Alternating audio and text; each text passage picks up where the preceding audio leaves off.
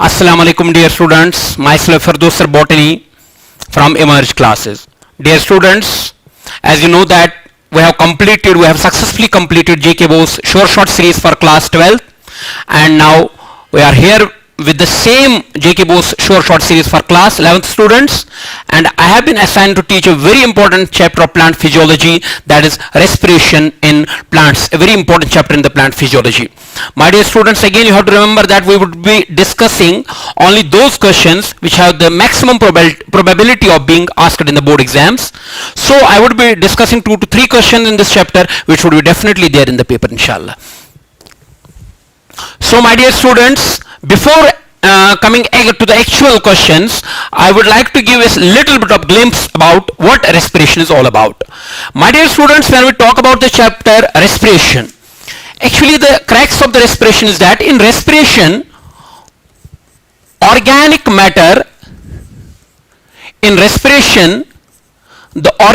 matter is oxidized by the cells. Organic matter is oxidized by the cells to release energy which is trapped by the cells in the form of ATP. This is the crux of the respiration. This is what actually respiration is all about. Now the question arises is that when cells oxidize organic matter, which type of organic matter they oxidize? Can they oxidize any sort of organic matter? No, that is not possible for the cell to oxidize any type of organic matter. The organic matter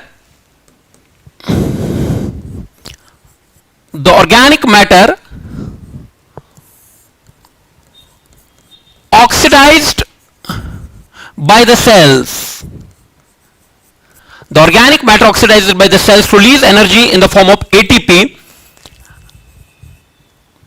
is called as a respiratory substrate.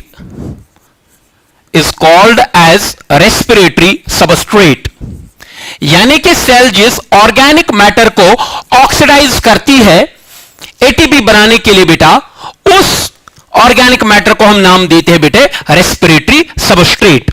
जैसे बेटा मैं अगर आपको यहां कहूं, यहां मेरे पास मान लीजिए एक सेल है, आई हैव ए सेल के पास कई तरीके का ऑर्गेनिक मैटर होता है बेटा. सेल्स के पास वी हैव कार्बोहाइड्रेट्स, ऐसे मैं लिखूंगा शॉर्ट में अब कार्ब्स, यानी कि कार्बोहाइड्रेट्स होते हैं सेल के पास. ये भी एक तरीके का ऑर्गेनिक मैटर है जो सेल्स ऑक्सीडाइज कर सकती है. या सेल्स के पास बच्चे में मैं कहूंगा कि सेल के पास फैट्स होते हैं, ये एक और तरीके का ऑर्गेनिक मैटर है जो सेल्स ऑक्सीडाइज कर सकती है. सेल्स के पास बेटे आप मान लीजिए सेल के पास प्रोटीन्स होते हैं, ये सेल्स ऑक्सीडाइज कर सकती है to release energy in the form of ATP. Cells के पास बचा मेरा ऑर्गेनिक एसिड्स होते हैं, इनको सेल ऑक्सीडाइज कर सकती है to release energy in the form of ATP. कई और तरीके के ऑर्गेनिक मैटर होते हैं हमारे सेल्स के अंदर. इट्स नॉट कि हमारे सेल्स में बस इतने ही ऑर्गेनिक तरीके का ऑर्गेनिक मैटर होता है. इसके अलावा we have nucleic acids in the cells, we have other organic matter as well. लेकिन जब मैं कहूंगा ये जो चीजें यहां पर मैंने जो डिस्कस की, यानी कि कार्बोहाइड्रेट्स की बात मैंने की, फैट्स की बात मैंने की, प्रोटीन्स की बात मैंने की, ऑर्गेनिक एसिड्स की बात मैंने की, तो यही जो मेन ऑर्गेनिक मैटर है जो सेल्स ऑक्सीडाइज करती है to release energy in the form of ATP. अगर मैं बेटे आपको नंबर 1 पे कहूं तो प्रेफरेंशियली जो सेल्स यूज करते हैं, नंबर 1 पर जो सेल्स यूज करती है बेटा, that is primary respiratory substrates are carbohydrates. और जब मैं कार्बोहाइड्रेट्स की बात करूंगा, इसमें सबसे जो common ideal respiratory substrate use किया जाता है वो है ग्लूकोज, है ना बेटे. अब अगर मान लीजिए सेल के पास सारी चीजें अवेलेबल है तो प्रेफरेंशियली सेल किसको पहले ऑक्सीडाइज करना पसंद करेंगे? कार्बोहाइड्रेट्स का, because cells need to consume less amount of oxygen, they are oxygen rich molecules, तो इसलिए पहले प्रेफरेंशियली इन्हीं को ऑक्सीडाइज किया जाता है. इसके बाद बेटा अगर सेल के पास मान लीजिए आप सेल के पास कार्बोहाइड्रेट्स है नहीं, फिर सेल सेकेंड जो नंबर पर ऑक्सीडाइज करेगी वो करेगी बेटा फैट को. ठीक है, वो करेगी फैट को. लेकिन अगर बचे मेरे सेल के अंदर ना कार्बोहाइड्रेट और सेल के अंदर ना फैट है, तो ये नॉर्मल कंडीशन नहीं है, क्योंकि नॉर्मली सेल के अंदर कार्ब्स और फैट्स रहते हैं। लेकिन अगर कोई ऐसा चीज हो गया, कोई स्टारवेशन हो गई सेल को, सेल के पास ना कार्बोहाइड्रेट बचा है ना फैट बचा है, तो तब cell can think about what is called as oxidising proteins. Normal condition में सेल ऑक्सीडाइज प्रोटीन को नहीं करती है, तो प्रोटीन्स थर्ड नंबर पर। अब जो ये ऑर्गेनिक एसिड्स है बेटा, ये ऑर्गेनिक एसिड्स जो है ये कॉमन रेस्पिरेटरी सबस्ट्रेट्स नहीं है। They are used by certain plants under certain conditions, यानी कि they are not universal respiratory substrates। कौन? Organic acids। Organic acids को as respiratory substrate CAM plants करते हैं बेटे। कैम प्लांट्स एक ग्रुप ऑफ प्लांट्स होता है बेटा, वो इनको डे टाइम में ऑर्गेनिक एसिड्स को यूज करते हैं।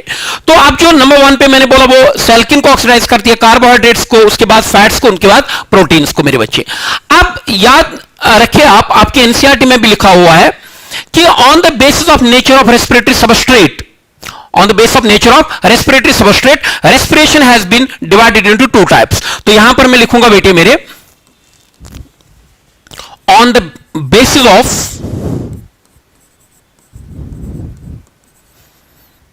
nature of respiratory substrate, on the basis of nature of respiratory substrate, respiration has been divided into two types। ये कभी आ सकता है बोर्ड में छोटा सा क्वेश्चन, रेस्पिरेटरी सबस्ट्रेट क्या है? On the base of nature of respiratory substrate, respiration has been divided into two types. One is called as floating respiration, one is called as floating respiration and another is called as protoplasmic respiration। है ना बेटे? अब मसला है कि floating respiration किसको कहते हैं बेटे? The respiration in which cells use carbohydrates और fats as the respiratory substrate, उसको हम कहते हैं बेटा फ्लोटिंग रेस्पिरेशन। तो क्या है बचा मेरा आपकी फ्लोटिंग रेस्पिरेशन? किसको कहते हैं बेटे? The respiration in which cells use either what? either carbohydrates or fats as the respiratory substrate। अगर सेल रेस्पिरेशन में किनको, या तो कार्बोहाइड्रेट्स या तो फैट्स को ऑक्सीडाइज कर रही है, उनसे एनर्जी निकाली जा रही है, उस एनर्जी को एटीपी में कन्वर्ट किया जा रहा है। यानी कि अगर इनको ऑक्सीडाइज किया जाता है, कार्बोहाइड्रेट्स को या फैट्स को बेटी, तो उसको हम कहते हैं बेटा फ्लोटिंग रेस्पिरेशन। आपको याद रखना पड़ेगा। अब जो है प्रोटोप्लाज्मिक रेस्पिरेशन, वो किसको कहते हैं बेटी?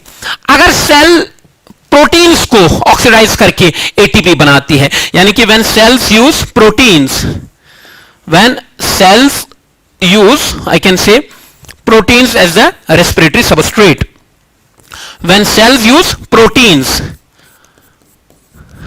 as the respiratory substrate, तो यहां से आप खुद अंदाजा लगा सकते हैं कि जो नॉर्मल टाइप ऑफ रेस्पिरेशन है वो फ्लोटिंग रेस्पिरेशन है, जो नॉर्मल कंडीशन में सेल कैरी आउट करती है। लेकिन जब सेल को स्टारवेशन होगी, मतलब कार्बोहाइड्रेट रिजर्व नहीं है सेल के पास, फैट डिप्लीट हो चुके हैं, तो उसके बाद सेल सोच सकती है प्रोटीन को यूज करने का, और जब प्रोटीन यूज करेगी तो उसको प्रोटोप्लाज्मिक रेस्पिरेशन कहते हैं। तो ये थोड़ा सा एक इंट्रोडक्शन था कि रेस्पिरेशन में होता क्या है। तो मैं दोबारा से इसको थोड़ा सा एक मिनट में वाइंड अप करूंगा कि रेस्पिरेशन में क्या होता है। ऑर्गेनिक मैटर, या जिसको आप फूड कहते हैं बेटा, उसको ऑक्सीडाइज किया जाता है, ऑक्सीडेशन से एनर्जी निकलती है और उस एनर्जी को ट्रैप किया जाता है ATP. That's one. Now the second चीज मैंने बोला था कि the organic matter which is oxidised by the cells to release energy in the form of ATP is called as respiratory substrate. फिर मैंने बोला था कि on the base of nature of respiratory substrate, आप सेल किस चीज को respiratory substrate use करेगी, तो उसके हिसाब से हमने रेस्पिरेशन को दो टाइप्स में डिवाइड किया। One is floating respiration and another is protoplasmic. Floating में मैंने बोला अगर सेल यूज कर रही है इधर कार्बोहाइड्रेट और यूज कर रही है फैट, उसको फ्लोटिंग रेस्पिरेशन कहा जाता है, और अगर सेल यूज कर रही है protein as a respiratory substrate, तो उसको प्रोटोप्लाज्मिक रेस्पिरेशन के नाम से जाना जाता है। तो this is one thing that you have to remember. तो it would be a short answer type question there, what is respiratory substrate and what are the different types of respiration on the base of nature of respiratory substrate। तो आता है बेटा एक्सेल बोर्ड। Now the most important question that we are going to discuss with is glycolysis। Let's start with the glycolysis।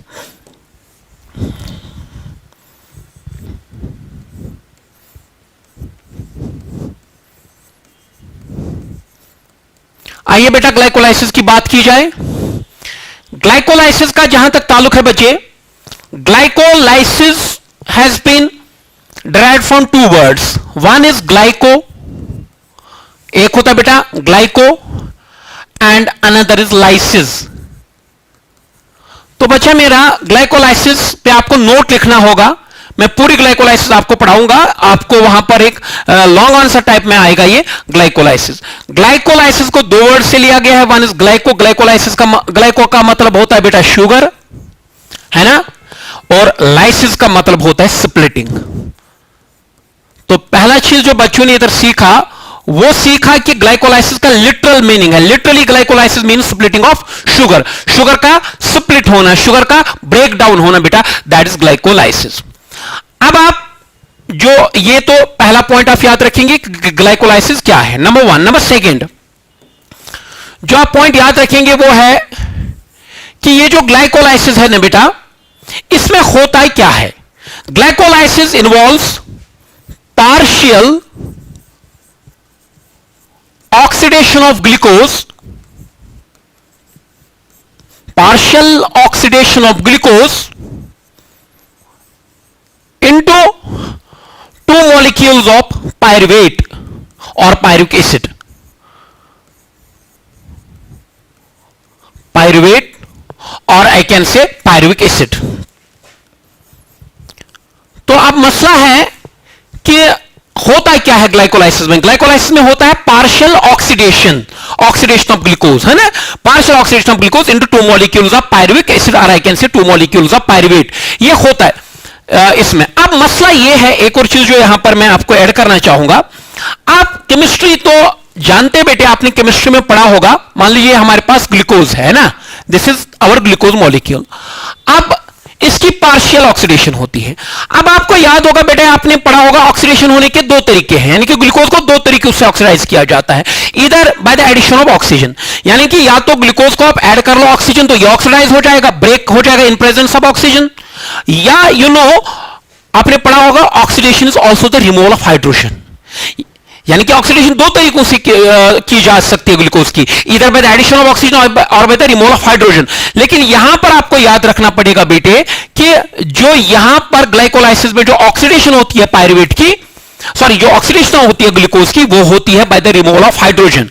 तो that's very very important to remember. यानी कि यहां पर जो ऑक्सीडेशन हो जाती है वो हो जाती है by the removal of hydrogen. अब ये था आपका थर्ड पॉइंट बेटे. नंबर फोर्थ, और यहां पर मैं आपको एक चीज ऐड करूंगा. अगर मैं बोलता कंप्लीट ऑक्सीडेशन, याद रहिए कि ग्लाइकोलाइसिस में ग्लूकोज से सिर्फ 4 हाइड्रोजन माइनस किए जाते हैं, यानी कि only 4 hydrogen are removed, rest 8 remain. यानी कि अगर मैं बोलता कि ग्लूकोज से 12 के 12 हाइड्रोजन छीने जाएंगे तो वो तो होती कंप्लीट ऑक्सीडेशन, लेकिन ऐसा होता नहीं है. ग्लाइकोलाइसिस में ग्लूकोज से रिमूवल ऑफ हाइड्रोजन किया जाता है, लेकिन सिर्फ 4 हाइड्रोजन रिमूव किए जाते हैं. इसलिए हमने इधर यूज किया बेटा मेरा पार्शियल. अगर टोटल 12 निकलते तो हम कहते कंप्लीट. तो ये एक और पॉइंट आपको याद रखना पड़ेगा. अब इधर बेटा आप आ जाइए, यहां पर मैं आपको एक और चीज बता दूंगा इसके बारे में बेटा. ये जो ग्लाइकोलाइसिस है, glycolysis is also called as EMP pathway. Glycolysis is also called as EMP pathway. इसको बेटा ईएमपी पाथवे के नाम से भी जाना जाता है. Now the question arises is why glycolysis is called as EMP pathway, because the what you called as the metabolic pathway of glycolysis जो है, इसको डिस्कवर करने वाले 3 साइंटिस्ट थे. एक का नाम था एम्बिडन,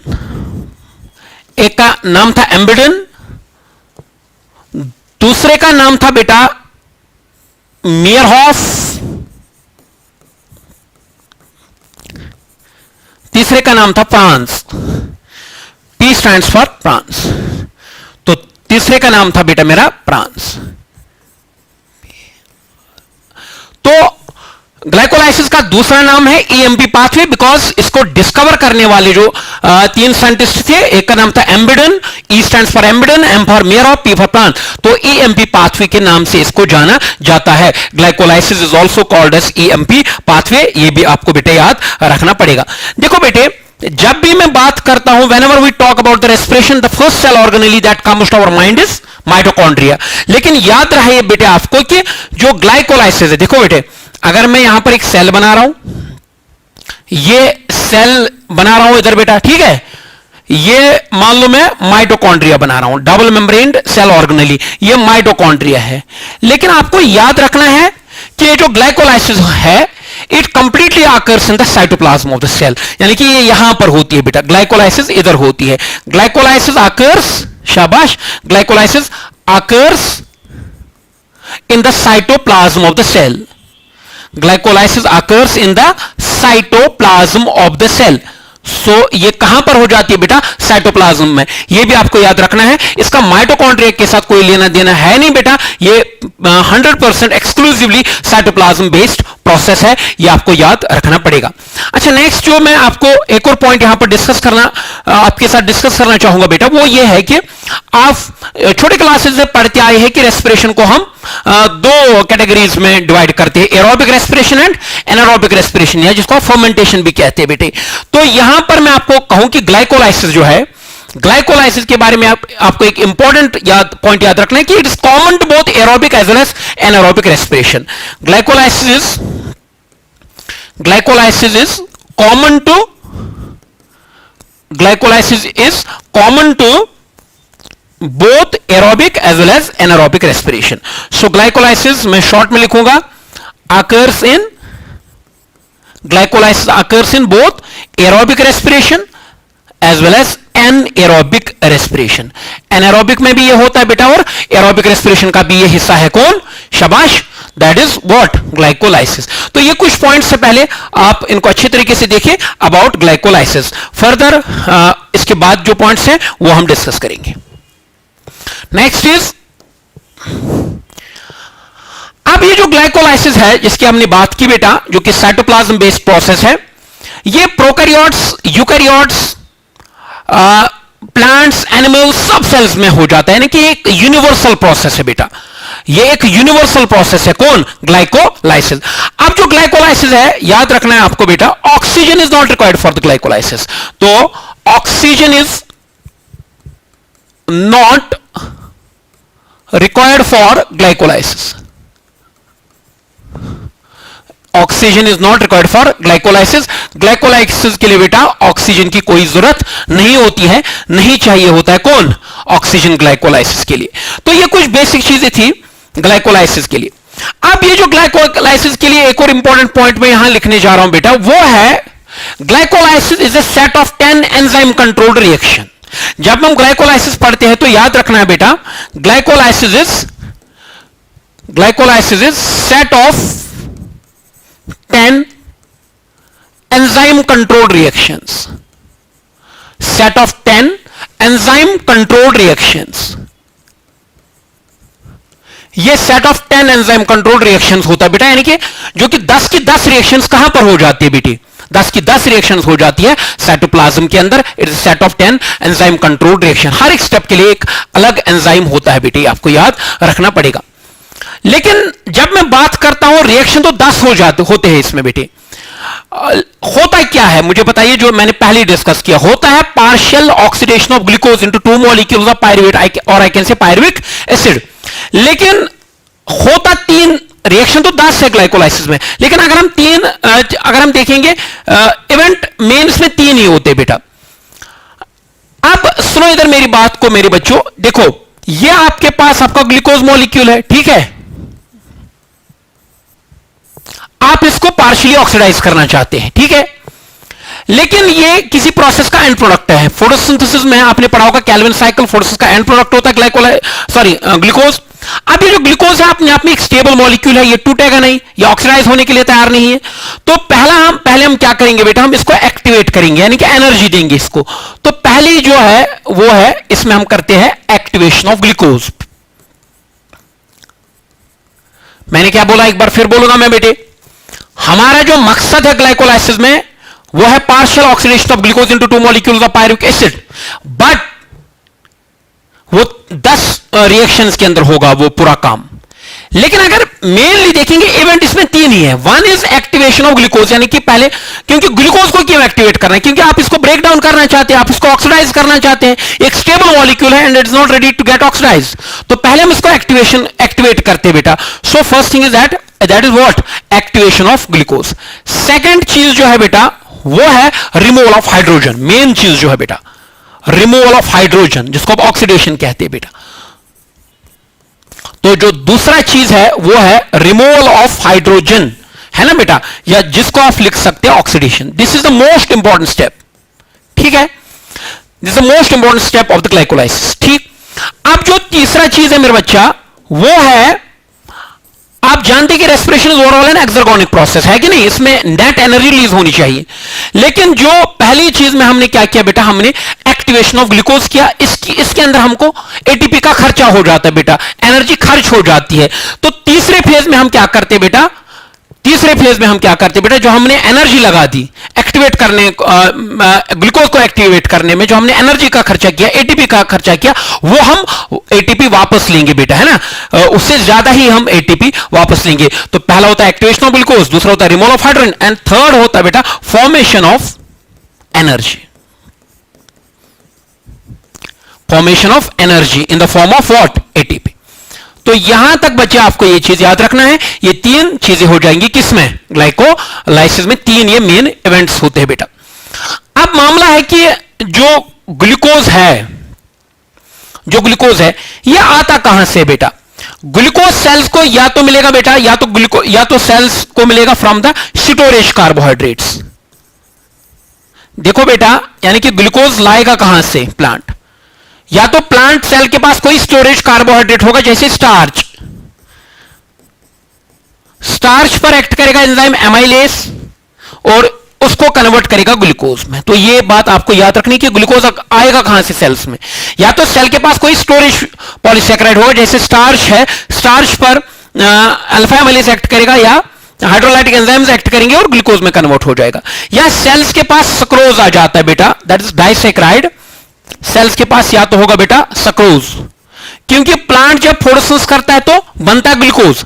अब अगर स्टोर करना है सेल ने इसको, तो फिर ये स्टार्च में कन्वर्ट करेगा, या किसी सेल में आएगा ये इन the form of sucrose. Sucrose एक डाइसैकेराइड है, इस पर एक्ट करेगा बेटा इन्वर्टेस एंजाइम, ये भी आपके एनसीईआरटी ने लिखा है, इन्वर्टेस एंजाइम, और इन्वर्टेस एंजाइम इसको कन्वर्ट करेगा इनटू ग्लूकोज प्लस फ्रक्टोज।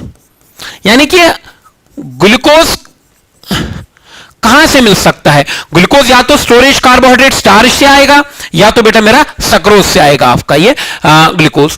तो ये ग्लाइकोलाइसिस के बारे में जो मेन चीजें हैं, मेन इंफॉर्मेशन है, वो हमने आपको एक्सप्लेन कर दी बेटे। अब नेक्स्ट जो हम करने जा रहे हैं वो है पाथवे ऑफ ग्लाइकोलाइसिस, ठीक है। अब सुनो इधर मेरी बात, यह है बच्चा आपके पास ग्लूकोज,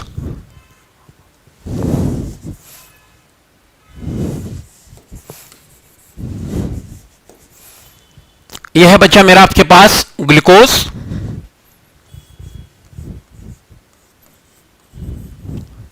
ठीक है ना। तो पहले हम ग्लूकोज को एक्टिवेट करते हैं बेटे, पहले हम ग्लूकोज को एक्टिवेट करते हैं,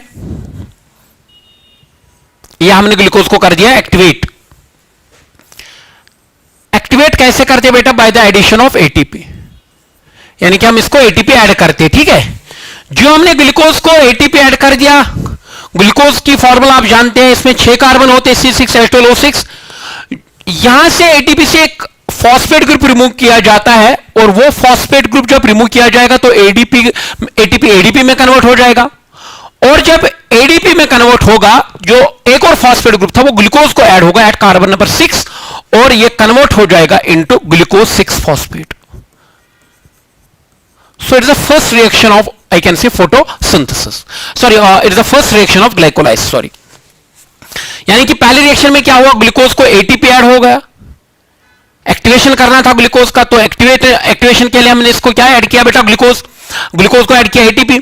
एटीपी में आप जानते हैं एडेनोसिन ट्राइफॉस्फेट 3 फॉस्फेट ग्रुप होते हैं, एक एटीपी से रिमूव हो गया, जब एक एटीपी से एक फॉस्फेट रिमूव होगा तो एडीपी में बन गया एडीपी, और एक जो फॉस्फेट वहां से निकला वो हो गया ग्लूकोज को add at the carbon number 6, और ये बन गया बेटा ग्लूकोज 6 फॉस्फेट।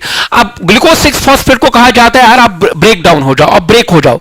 ये कहते नहीं कि मेरे को यार मैं ब्रेक नहीं हो जाऊंगा, हाँ पहले आपको याद रखना बेटा, यहां पर जो एंजाइम लगता है वो है हेक्सोकाइनेस, यहां पर एक एंजाइम काम करता है बेटा, और वो है हेक्सोकाइनेज, जिसका एक्टिवेटर होता है Mg2 पॉजिटिव। ये चीज आपको याद रखना है।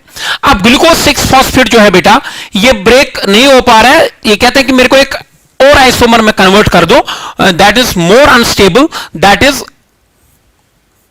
ग्लूकोज 6 फॉस्फेट फिर कन्वर्ट किया जाता है बेटा इनटू व्हाट, फ्रक्टोज 6 फॉस्फेट। ठीक है ना बेटा, फ्रक्टोज 6 फॉस्फेट।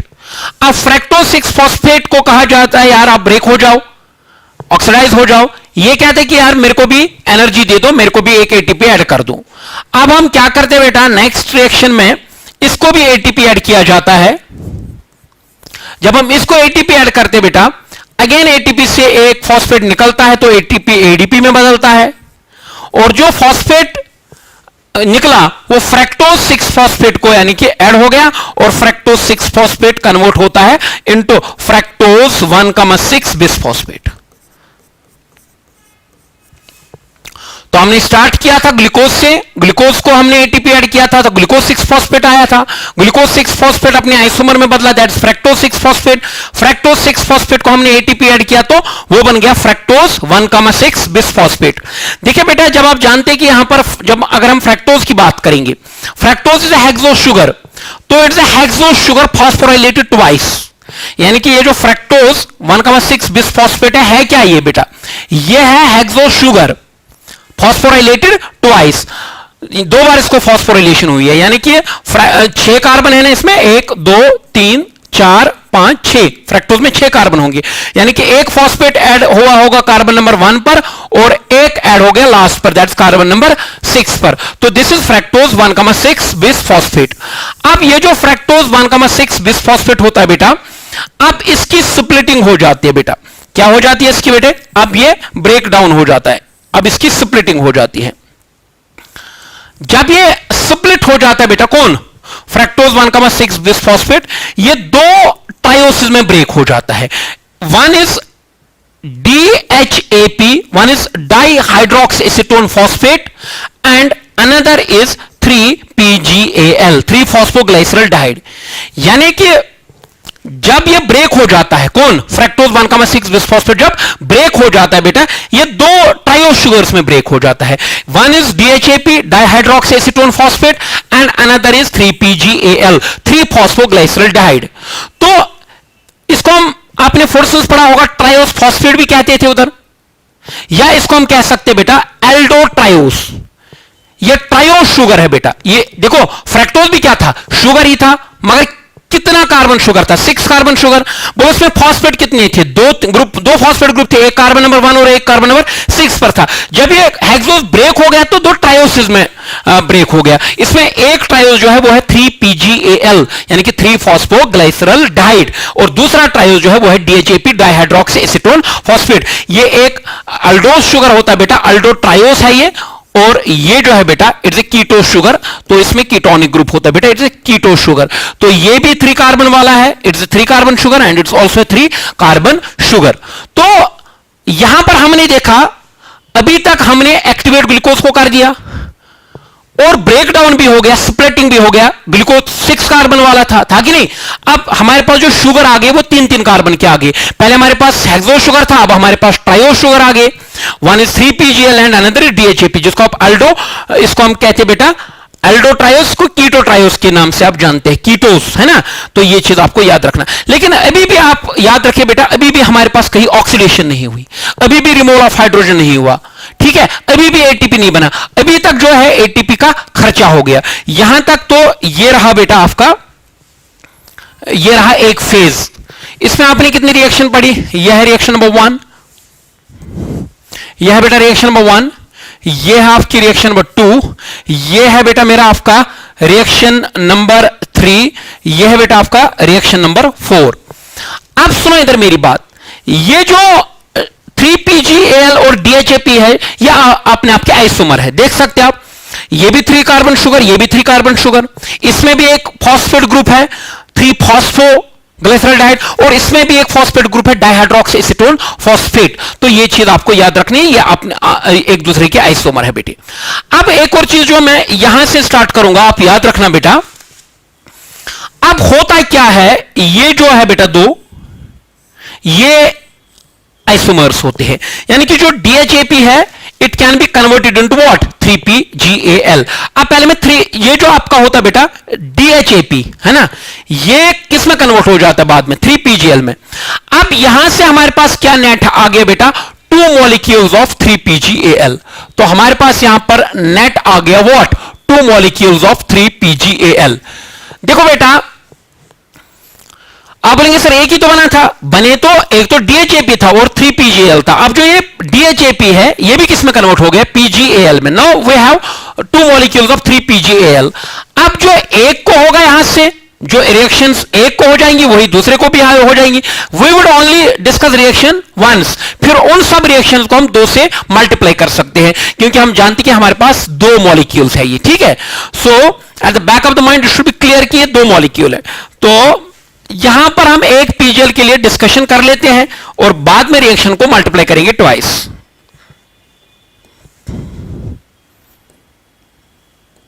देखिए बेटे अब ये जो 3PGAL है इसकी ऑक्सीडेशन होती है, इसकी क्या हो जाती है बेटा ऑक्सीडेशन। अब अगेन ऑक्सीडेशन आप जानते बेटा ऑक्सीडेशन होता क्या है, ऑक्सीडेशन होता है रिमूवल ऑफ हाइड्रोजन, क्योंकि आप जानते हैं कि यहां पर ऑक्सीजन का कोई रोल है नहीं, कहां ग्लाइकोलाइसिस में ऑक्सीजन का कोई रोल है ही नहीं बेटा। अब यहां पर जो आपको याद रखना है ऑक्सीडेशन हो जाती है by the removal of hydrogen. अब यहां से रिमूव हो जाता है बेटा हाइड्रोजन, 3PGAL अंडरगोज ऑक्सीडेशन, इसकी ऑक्सीडेशन हो जाती है बेटा। इससे हाइड्रोजन निकलता है, किससे, इससे हाइड्रोजन निकलता है बेटा, और वो हाइड्रोजन का एक्सेप्टर होता है NAD पॉजिटिव, है ना, इट्स ऑक्सीडाइज्ड कोएंजाइम। और जब ये 2 हाइड्रोजन यहां से निकलते हैं और जब वो 2 हाइड्रोजन एक्सेप्ट करता है तो ये बन जाता है NADH+H positive. Very very important step. यानी कि जो 3PGAL है इसकी ऑक्सीडेशन हो जाती है, यानी कि इससे हो जाता है आप कह सकते हैं रिमूवल ऑफ हाइड्रोजन। क्या हो जाता है इससे बेटा, रिमूवल ऑफ हाइड्रोजन। जब यहां से 2 हाइड्रोजन निकले, इधर से 2 हाइड्रोजन निकल गए बेटे, ठीक है, वो 2 हाइड्रोजन जो निकले बेटा वो ऐड किसको हो गए, वो हो गए NAD पॉजिटिव को। NAD पॉजिटिव क्या बन गया NADH+H पॉजिटिव। इसको हम कह सकते बेटा रिड्यूसर कोएंजाइम। क्या कहते हैं इसको बेटा, रिड्यूस्ड कोएंजाइम। लेकिन अब जब आपने ऑर्गेनिक केमिस्ट्री में पढ़ा होगा जब भी अल्डिहाइड ऑक्सीडाइज हो जाता है तो ऑर्गेनिक एसिड में कन्वर्ट होता है। एक बार फिर, जब भी अल्डिहाइड आपके पास, जब अल्डिहाइड होता है बेटा, जब अल्डिहाइड ऑक्सीडाइज हो जाता है तो कार्बोक्सिलिक एसिड में कन्वर्ट हो जाता है। ये आपने पढ़ा होगा ऑर्गेनिक केमिस्ट्री में। उसी तरीके से यहां पर भी क्या हो गया बेटा, जो 3-फॉस्फोग्लिसरॉल्डिहाइड है, 3-फॉस्फोग्लिसरॉल्डिहाइड है, ये ऑक्सीडाइज हो गया और ऑक्सीडाइज होने के बाद ये कन्वर्ट होना चाहिए किसमें, 3-फॉस्फोग्लिसरिक एसिड में। वैसा ही होता है, लेकिन आप याद रखेंगे यहां पर मैं एक इंपॉर्टेंट बात यहां पर लिखने जा रहा हूं, ये कन्वर्ट होता है इंटू 1,3 बिस-फॉस्फोग्लिसरिक एसिड। ठीक है ना बेटा, यानी कि यहां पर आप कहते थे कि it should have been convert into 3PGA, but it has got converted into 1,3 BPGA, bisphosphoglyceric acid. Sir ये एक और फॉस्फेट कहां से आया, यहां पर एक और फॉस्फेट आ जाता है बेटा, लेकिन वो फॉस्फेट जो होता है बेटा that is added in the form of inorganic phosphate, और I can say that's added in the form of H3PO4। यहां से फॉस्फेट आता है। देखो जब हमने ग्लूकोज को बेटा फॉस्फेट ऐड किया था तो फॉस्फेट का डोनर था ATP, लेकिन यहां पर जो 3-फॉस्फोग्लिसरॉल्डिहाइड जो है इसको बनना था 3-फॉस्फोग्लिसरिक एसिड, लेकिन बना 1,3 बिस-फॉस्फोग्लिसरिक एसिड। यानी कि यहां पर जो एडिशनल फॉस्फेट आया वो इनऑर्गेनिक फॉस्फेट होता है। इनऑर्गेनिक फॉस्फेट होता है बेटा that is H3PO4 which is formed by the reaction between water and phosphate group. Water और फॉस्फेट ग्रुप के बीच रिएक्शन हो जाती है, H3PO4 बनता है। H3PO4 को हम इनऑर्गेनिक फॉस्फेट कहते हैं और वो ये फॉस्फेट ग्रुप देता है, यानी कि ATP यहां पर खर्चा नहीं होता बेटे। तो अब यहां पर आपको एक चीज और क्लियर रखना है बेटा, यहां तक तो ये चीज हो गई। अब आपके पास है 1,3 बिस-फॉस्फोग्लिसरिक एसिड। अब क्या हो जाएगा बेटा, इसमें याद रखो, अब इससे क्या होगा बेटा, इससे रिमूव हो जाएगा एक फॉस्फेट ग्रुप वो फॉस्फेट ग्रुप ऐड होगा एडीपी को और एडीपी बन जाएगा एटीपी। दोबारा देख लीजिए, यहां कितने फॉस्फेट ग्रुप थे? दो। एक था कार्बन नंबर 1 पर और एक था कार्बन नंबर 3 पर, ठीक है कि नहीं? 1,3 बिसफॉस्फोग्लाइसिक एसिड, ये एडीपी के साथ जुड़ता है, एडीपी के साथ। यहां से एक फॉस्फेट रिमूव हो गया, वो एडीपी को ऐड होकर बन गया एटीपी, है ना? और यहां पर हमारा बच गया बेटा 3PGA, 3 phosphoglyceric acid. That's important, very very important thing to remember. तो यहां पर क्या बन गया? 3 फॉस्फोग्लाइसरिक एसिड। अब जो ये 3 फॉस्फोग्लाइसरिक एसिड होता है बेटा, it's converted into its isomer, that's 2 phosphoglyceric acid. कुछ नहीं हुआ बेटा, बस आइसोमराइजेशन रिएक्शन है, आइसोमराइज हो गया। 3PG किस में हो गया? 2PGA में आइसोमराइज हो गया। फाइनली जो आपका 2PGA है बेटा, इसको क्या हो जाती है बेटा? इसकी डिहाइड्रेशन हो जाती है। इसकी जब डिहाइड्रेशन हो जाती है बेटा, तो इससे वाटर निकलता है। डिहाइड्रेशन होने के बाद ये बनाता है बेटा PEP, phosphoenol pyruvate. Phosphoenol pyruvate, तो ये फॉस्फोइनॉल पायरुवेट में कन्वर्ट हो गया। लास्ट रिएक्शन में क्या होगा फिर? ये जो PEP है, again it would combine with the ADP. एक बार फिर ये किससे मिलेगा? एडीपी के साथ मिलेगा बेटा। एडीपी, इसमें भी फॉस्फेट ग्रुप है, फॉस्फोइनॉल पायरुवेट। जब वो फॉस्फेट ग्रुप निकलेगा, वो एडीपी को ऐड होगा, एडीपी अगेन कन्वर्ट किया जाएगा इनटू एटीपी। और जो फॉस्फोइनॉल पायरुवेट है बेटा, it would get converted into what is called as pyruvate. ये पायरुवेट में कन्वर्ट हो जाएगा। तो ये आपकी रिएक्शन नंबर 6, 7, 8, 9 और 10, दीज आर द, ये 5 रिएक्शंस थी। और ये 5 रिएक्शंस जो है बेटा, कुल मिलाकर ये जो 10 रिएक्शंस है, ये ग्लाइकोलाइसिस है। अब आप यहां पर कहेंगे, यहां पर एंजाइम होता है पायरुवेट काइनेस, ठीक है?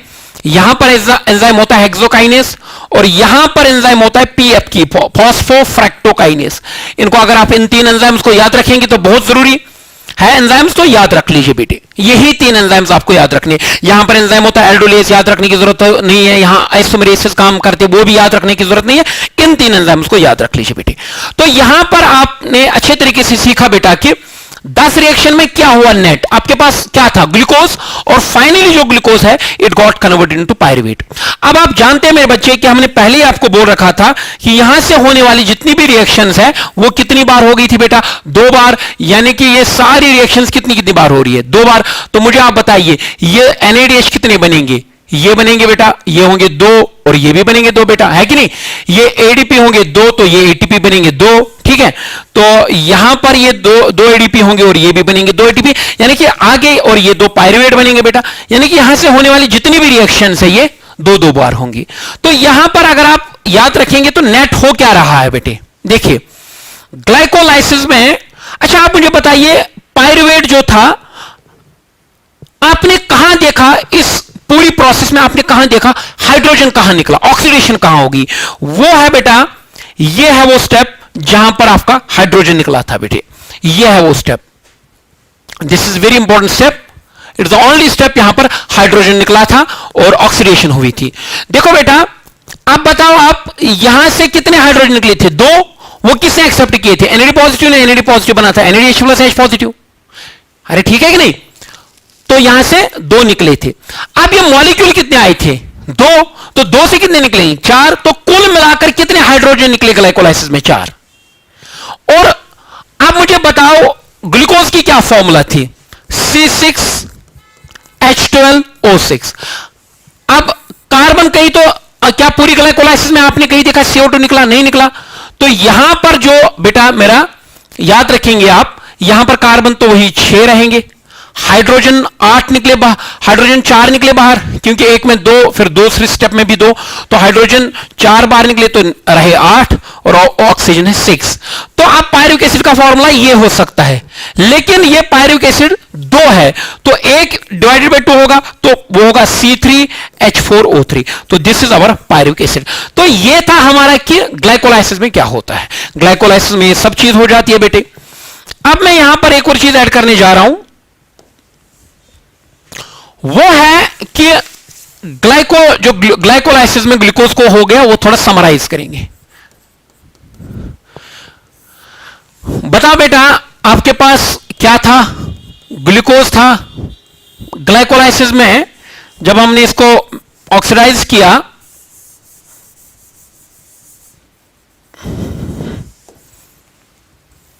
ग्लाइकोलाइसिस में जब हमने इसको ऑक्सीडाइज किया तो बन गया 2 pyruvic acid, 2 pyruvic acid molecules. ये तो था ना बेटा, बन गए क्या 2 पायरुविक एसिड मॉलिक्यूल। बता बेटा इसके लिए हमें देना क्या पड़े, यहां से बताओ, हमने देने पड़े यहां से 2 एटीपी, है कि नहीं, 2 एटीपी। और निकले कितने बेटे, निकले 4 एटीपी। अगर मैं वापस जाऊंगा, देखो बेटे खर्चा एटीपी का कहां हो गया, एक तो इधर एटीपी का मॉलिक्यूल खर्चा हो गया, ठीक है कि नहीं, और इधर आपका एटीपी का मॉलिक्यूल खर्चा हो गया, तो खर्चा 2 का। निकले कितने, देखो भाई निकले तो यहां पर 2 और निकले बेटा यहां पर 2, 2 और 2 4, क्योंकि दो रिएक्शन 2 बार होती है। तो निकले कितने 4, तो निकले 4। तो नेट गेन ऑफ एटीपी जो हो गया ग्लाइकोलाइसिस में, वो था नेट गेन ऑफ एटीपी जो ग्लाइकोलाइसिस में हो गया, नेट गेन ऑफ एटीपी जो हो गया वो हो गया 2 मॉलिक्यूल्स का। और हमें नेट गेन किस चीज का हो गया यहां, और हमें यहां पर मिले 2 मॉलिक्यूल्स ऑफ NADH, है ना, और यहां पर हमको मिले बेटा 2 molecules of pyruvic acid. This is the net, these are the net products of what, glycolysis. तो ग्लाइकोलाइसिस में हमने एक ग्लूकोज मॉलिक्यूल को लिया था, इसको ऑक्सीडाइज किया था, तो लास्ट में हमें क्या मिला, एक तो हमें मिले 2 मॉलिक्यूल्स ऑफ पायरुविक एसिड, और तो हमें मिला बेटा 2 molecules of NADH plus H positive, और मिले 2 मॉलिक्यूल्स ऑफ ATP। तो यहां पर एक इंपॉर्टेंट चीज आती है, वो है SLP। देखो ग्लाइकोलाइसिस में जो डायरेक्ट एटीपी का बनना होता है बेटा, the direct synthesis of ATP during the glycolysis is called as SLP, substrate level phosphorylation. The direct synthesis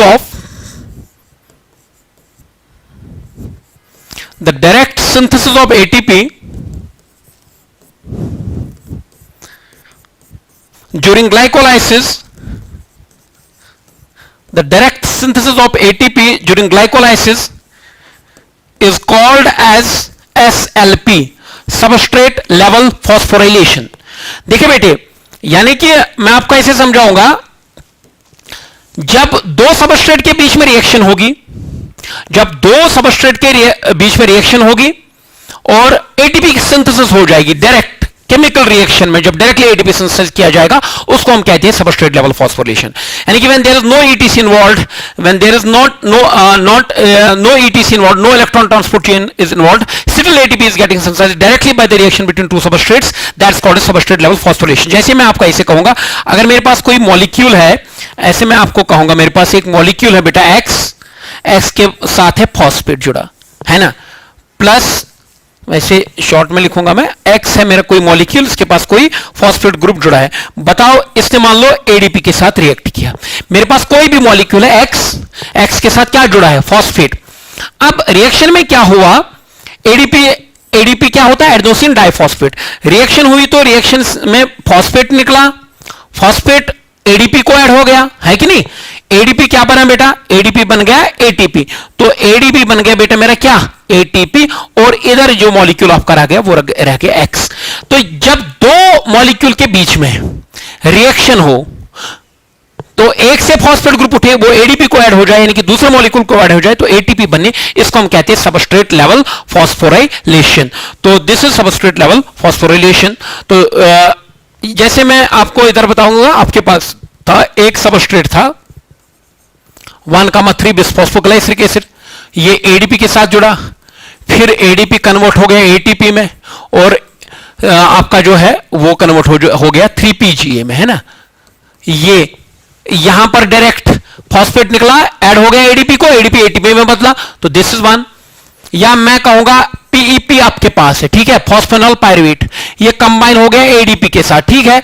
यहां से फॉस्फेट ग्रुप उठा, पीपी प्लस एडीपी मिला, यहां से फास्फेट उठा, एडीपी को ऐड हुआ, एडीपी एटीपी बन गया और ये पायरुवेट में कन्वर्ट हो गया।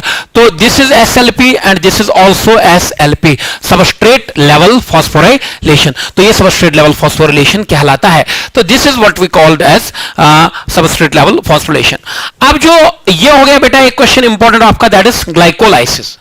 अब जो ग्लाइकोलाइसिस है, अब जो ग्लूकोज का जो अब जो आपका पायरुवेट बन गया, देखो बेटा अगर मैं आपको ये सेल बना रहा हूं, इधर ये सेल है बेटा, ठीक है, ये सेल के अंदर है बेटा mitochondria, double membrane mount cell organelle है। आपको पता है ग्लाइकोलाइसिस के दौरान जो पायरुवेट बना, ये कहां पर बना बेटा, पायरुवेट बना, 3 कार्बन ऑर्गेनिक एसिड है ये भी, ये बना कहां, साइटोप्लाज्म में, ये है ना साइटोप्लाज्म बेटा। अभी अब जो फेट ऑफ पायरुवेट है, आगे पायरुवेट का क्या हो जाएगा, मेटाबॉलिक फेट ऑफ पायरुवेट, यानी कि फेट ऑफ पायरुवेट जो है या मेटाबॉलिक फेट ऑफ पायरुवेट जो है बेटा, ये किस पर डिपेंड करेगा कि आप पायरुवेट का आगे क्या होगा बेटा। It depends upon 2 things, one is cellular requirement, cell की रिक्वायरमेंट कैसी होगी, एंड अनदर इज प्रेजेंस और absence of oxygen in the cell, presence and or absence of what, oxygen in the cells। तो यहां पर आपको एक चीज का ख्याल रखना है बेटी, पायरुवेट इधर बना, अब पायरुवेट का मेटाबॉलिज्म फर्दर कैसे होगा वो किस पर डिपेंड करेगा बेटा। एक सेल की रिक्वायरमेंट्स कैसी है, सेल को आगे करना क्या है, वो तो एक कंडीशन है जिस पर डिपेंड करेगी, लेकिन जो मोस्ट इंपॉर्टेंट कंडीशन है वो है प्रेजेंस और absence of oxygen in the cell. अगर सेल के पास ऑक्सीजन नहीं है, अगर सेल के पास ऑक्सीजन नहीं है, माइटोकॉन्ड्रिया ऑपरेशनल नहीं है, तो पायरुवेट जो है फर्दर फर्मेंटेशन में हिस्सा लेगा, साइटोप्लाज्म में ही। अगर सेल के अंदर ऑक्सीजन नहीं है, ठीक है ना बेटा, सेल के अंदर क्या नहीं है, ऑक्सीजन, तो माइटोकॉन्ड्रिया में पायरुवेट जाएगा ही नहीं, ये फर्दर उधर ही बेटा फर्मेंटेशन में उधर हिस्सा लेगा, साइटोप्लाज्म के अंदर ही। लेकिन इफ ऑक्सीजन इज प्रेजेंट, अगर ऑक्सीजन प्रेजेंट है, देन पायरुवेट जो है it would be transported into the mitochondrial matrix, ठीक है। अगर क्या है बेटा, शाबाश, अगर ऑक्सीजन है सेल के अंदर, माइटोकॉन्ड्रिया ऑपरेशनल है बेटा, फिर पायरुवेट को ट्रांसपोर्ट किया जाएगा into what is called as mitochondrial matrix. So this was all about glycolysis. After the completion of glycolysis, let we move ahead. My dear students, जैसा कि मैंने आपको बोला था कि ग्लाइकोलाइसिस का जो एंड प्रोडक्ट था वो था पायरुवेट, या जिसको हम कह सकते हैं बेटा पायरुविक एसिड, है ना बेटे। तो एंड प्रोडक्ट ऑफ ग्लाइकोलाइसिस ये था, और मैंने आपको बोला था कि जो end product of glycolysis pyruvic acid है, इसका फेट डिपेंड 2 चीजों पर करता है, one is the requirement of the cell and second is what, availability और unavailability of oxygen in the cell. तो यहां पर मैं आपको बेटे एक इंपॉर्टेंट चीज कहना चाहूंगा, पायरुविक एसिड का जो फेट है, कहूंगा मैं आपको एक चीज, if oxygen is present in the cells, याद रहिए, if oxygen is present in the cells, अगर ऑक्सीजन सेल में है या सेल्स के अंदर है, तो फिर पायरुवेट का फेट क्या रहेगा, आइए डिस्कस करते बेटे। सुनो इधर मेरी बात बेटा, ये मान लो ये मैंने एक सेल बनाई इधर, ठीक है, ये मैंने सेल के अंदर बना लिया बेटा mitochondria, double enveloped cell organelle है, कौन, माइटोकॉन्ड्रिया। ये आउटर माइटोकॉन्ड्रियल मेम्ब्रेन है, ठीक है बेटा, ये मैंने आपको आउटर माइटोकॉन्ड्रियल मेम्ब्रेन दिखाई इधर, ये मैंने बेटा आपको दिखाई इधर इनर माइटोकॉन्ड्रियल मेम्ब्रेन, और ये रहा बेटा अंदर जो है ये है माइटोकॉन्ड्रियल मैट्रिक्स। तो ये है बेटा माइटोकॉन्ड्रियल मैट्रिक्स। सुनिए, पायरुवेट ये यहां से बाहर से बेटा साइटोप्लाज्म है, ठीक है। तो आप बेटा पढ़कर आए हैं ऑलरेडी कि ग्लाइकोलाइसिस कहां पर हुआ बेटा, ग्लाइकोलाइसिस हुआ था साइटोप्लाज्म में, और यहां पर जो फाइनल प्रोडक्ट था वो था पायरुवेट, है ना। If oxygen is present in the cell, जब भी ऑक्सीजन सेल में होता है बेटा, यहां पर आपको याद रखना है माइटोकॉन्ड्रिया इज एक्टिव, माइटोकॉन्ड्रिया जो होता है बेटा, माइटोकॉन्ड्रिया इज एक्टिव और ऑपरेशनल। माइटोकॉन्ड्रिया या तो आप कहेंगे बेटा एक्टिव होता है या ऑपरेशनल होता है बेटा, ठीक है। माइटोकॉन्ड्रिया इज एक्टिव और ऑपरेशनल। जब माइटोकॉन्ड्रिया एक्टिव होगा, जब ऑक्सीजन अवेलेबल होगा, माइटोकॉन्ड्रिया एक्टिव होगा बेटा, और ये जो पायरुवेट है इसको ट्रांसपोर्ट किया जाएगा. Pyruvate would be transported into the mitochondrial matrix. If oxygen is present in the cell, mitochondria is active or operational, and pyruvate is transported into the mitochondrial matrix. Pyruvate is transported. शाबाश बेटा, कहां transport हो जाएगा? Pyruvate is transported into the mitochondrial matrix. ठीक है बेटा, into the MM, short में लिखूंगा मैं माइटोकॉन्ड्रियल मैट्रिक्स. अब ये माइटोकॉन्ड्रियल मैट्रिक्स में आ गया कौन? पायरुवेट. लेकिन अब जब ये माइटोकॉन्ड्रियल मैट्रिक्स में आ जाता है पायरुवेट, ये P से मैं डिनोट कर रहा हूं, पायरुवेट कहां आ गया? ये माइटोकॉन्ड्रियल मैट्रिक्स में. ये डायरेक्टली क्रेब्स साइकिल में नहीं जाता है बेटा, पहले it undergoes a very important reaction that's called as link reaction. उसको क्या कहते हैं बेटा? Link reaction. आइए डिस्कस करते हैं. सुनिए मेरी बात बेटा, ये जो पायरुविक एसिड बनाया मैंने, ये है पायरुविक एसिड. याद रहिए बेटा, कहां पर है? अब ये माइटोकॉन्ड्रियल मैट्रिक्स में ये मिल जाता है, कंबाइन हो जाता है मान लीजिए NAD पॉजिटिव के साथ, जिसको हम कह सकते हैं ऑक्सीडाइज्ड कोएंजाइम NAD पॉजिटिव के साथ. और बेटा मेरा ये यहां पर एक और चीज के साथ रिएक्ट करता है, दैट इज कोएंजाइम ए. एक ऑर्गेनिक मॉलिक्यूल है कोएंजाइम ए. ठीक है ना बेटा? पायरुविक एसिड माइटोकॉन्ड्रियल मैट्रिक्स में गया, किसके साथ बेटा मेरा? शाबाश, किसके साथ मिला? NAD पॉजिटिव के साथ और कोएंजाइम ए के साथ. बताओ बच्चे, आपसे पूछूं, क्या ये रिएक्शन ग्लाइकोलाइसिस वाली, ग्लाइकोलाइसिस के बाद की वाली है कि पहले की वाली? ऑब्वियसली बेटा ग्लाइकोलाइसिस के बाद. और ये जो रिएक्शन है बेटा पायरुविक एसिड जिसमें NAD positive plus coenzyme A के साथ जुड़ता है, कहां होती है? माइटोकॉन्ड्रियल मैट्रिक्स में. ये जो पायरुविक एसिड है बेटा, इसमें बताओ कितने कार्बन होते हैं? 3 carbon. It's a 3 carbon organic acid. याद रहिए आपको बेटा, यहां पर क्या होता है, इस रिएक्शन में क्या होता है बेटे? जो पायरुविक एसिड होता है इसकी ऑक्सीडेशन हो जाती है, यानी कि यहां से हाइड्रोजन निकलता है और वो हाइड्रोजन ऐड हो जाता है किसको बेटा? वो हाइड्रोजन ऐड हो जाता है NAD पॉजिटिव को. यानी कि इस रिएक्शन में क्या होता है? पायरुविक एसिड की ऑक्सीडेशन, यानी कि लॉस ऑफ हाइड्रोजन हो गया. और वो किसको ऐड हुआ? वो ऐड NAD पॉजिटिव को. जब ये NAD पॉजिटिव को ऐड हुआ तो ये बन गया बेटा मेरा NAD पॉजिटिव. आप खुद बता सकते हैं क्या बनेगा? NADH+H positive. और उसके बाद यहां पर एक और चीज जो होती है बेटा, पायरुविक एसिड से एक CO2 भी निकलता है. 2 चीजें मैंने बोली इस रिएक्शन में. एक तो पायरुविक एसिड की क्या हो गई? एक तो पायरुविक एसिड की हो गई बेटा, एक तो इस रिएक्शन में पायरुविक एसिड की हो गई ऑक्सीडेशन, है ना बेटा? बताओ आप ऑक्सीडेशन कैसे हुई? Bye the removal of hydrogen. और वो हाइड्रोजन किसने एक्सेप्ट किया? NAD पॉजिटिव ने. NAD पॉजिटिव जब 2 हाइड्रोजन लेता है तो क्या बनता है? NADH+H positive. और इसी रिएक्शन में क्या होता है बेटा? पायरुविक एसिड से CO2 का भी मॉलिक्यूल बाहर आता है. क्या आता है बेटा बाहर?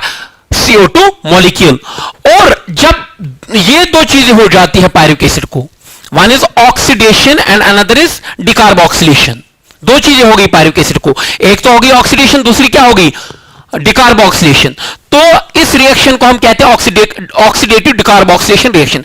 ये चीज होने के बाद जो पायरुविक एसिड है बेटा, पायरुविक एसिड हो जाता है बेटा, पायरुविक एसिड जो बचता है, ये बचता है इन the form of acetyl group, यानी कि CH3CO, है ना? ये एसिटाइल ग्रुप के फॉर्म में ही रहता है, यानी कि it remains as acetyl group now.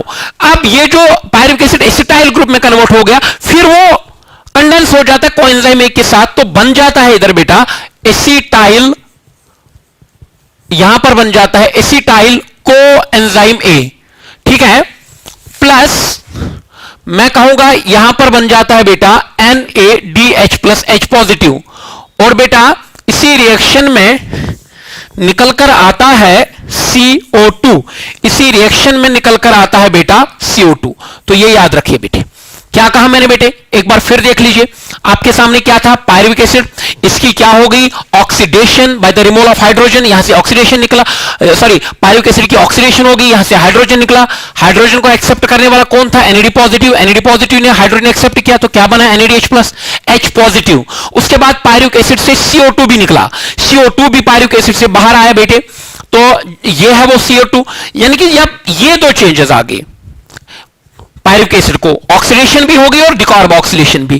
तो ये दो चेंजेस होने के बाद pyruvic acid remains as acetyl group, और फिर ये एसिटाइल को ग्रुप जो है it is transfer to coenzyme A, यानी कि कंडेंस हो जाता है कोएंजाइम ए के साथ, और यहां पर आपका बन जाता है acetyl coenzyme A. So my dear students, ये जो रिएक्शन है it's the first reaction during respiration जहां पर CO2 निकलता है बेटे।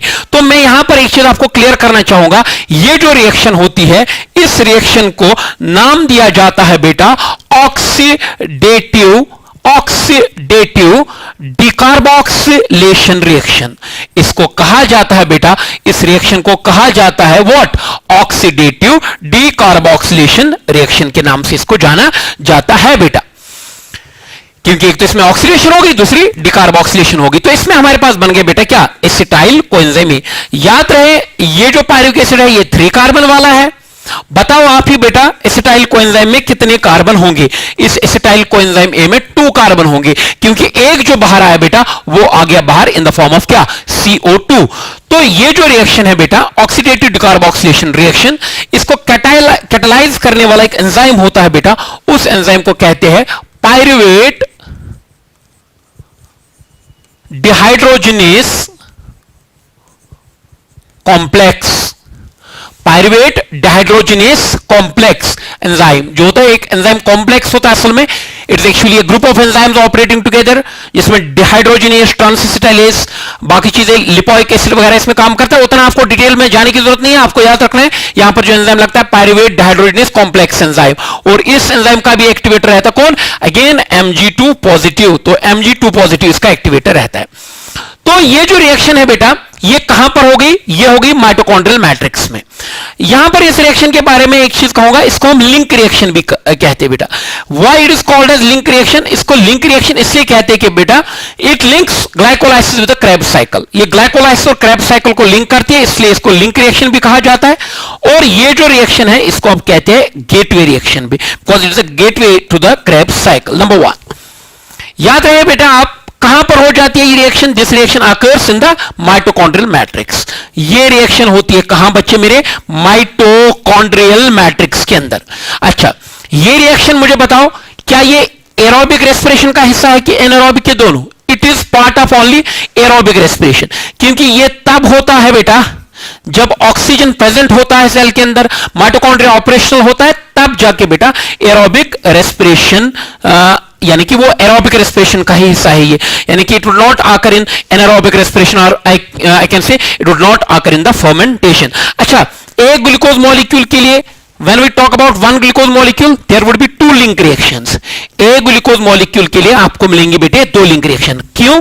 क्योंकि ग्लाइकोलाइसिस के एंड पर एक ग्लूकोज से हमें 2 पायरुवेट मिले थे, तो यहां पर हमने एक पायरुविक एसिड की बात की। आपको पता है कि ग्लाइकोलाइसिस के एंड पर 2 पायरुवेट निकलते हैं, तो 2 पायरुवेट जब जाएंगे माइटोकॉन्ड्रियल मैट्रिक्स के अंदर 2 लिंक रिएक्शंस होंगी, और 2 लिंक रिएक्शंस में जब होंगी तो बेटा एसिटाइल कोएंजाइम ए भी 2 बार बनेगा, NADH+ पॉजिटिव भी 2 बार बनेगा, CO2 भी 2 बार बनेगा। तो this is the first step during the respiration where what actually शाबाश CO2 is produced। तो this is a very very important reaction, ये ग्लाइकोलाइसिस के बाद आती है। देखो ऊपर ऐसे मैं ऐसे बता सकता हूं मेरे बच्चे, ऐसे मैं आपको ये बता सकता हूं। देखो पहले तो हमने पढ़ी ग्लाइकोलाइसिस, ठीक है ना, ग्लाइकोलाइसिस पढ़ा कि नहीं पढ़ा बेटे? अब ग्लाइकोलाइसिस के बाद जो मेन मेजर एरोबिक रेस्पिरेशन में प्रोसेस चलता है वो है क्रेब्स साइकिल, है ना। इन दो के बीच में ये रिएक्शन होती है, इसीलिए इन दो के बीच में ये होने वाली रिएक्शन जो है बेटा oxidative decarboxylation of what called as pyruvic acid into acetyl coenzyme A plus NADH+ CO2, इसको हम कहते हैं बेटा मेरा लिंक रिएक्शन। इसको हम लिंक रिएक्शन इसीलिए कहते हैं क्योंकि ये ग्लाइकोलाइसिस और क्रेब्स साइकिल के बीच की लिंक होती है। आइए अब हम एक बहुत इंपॉर्टेंट क्वेश्चन डिस्कस करने वाले हैं, दैट्स क्रेब्स साइकिल। ठीक है ना बेटा, क्रेब्स साइकिल। क्रेब्स साइकिल के बारे में कुछ इंपॉर्टेंट देखो बेटा, इसको तो बोर्ड में आना ही आना है। क्रेब्स साइकिल है ना, याद रखिए आप अच्छे से, it's very very important thing. Number 1 Krebs cycle, पहले देखना है कि नाम इसको पड़ा क्यों है। बिकॉज क्रेब्स साइकिल इसको इसलिए नाम पड़ा है because it was discovered by sir Hans Kreb. तो मैं इसको लिखूंगा, इसकी जो पाथवे है क्रेब्स साइकिल की पाथवे, उसको डिस्कवर करने वाले थे, डिस्कवर्ड बाय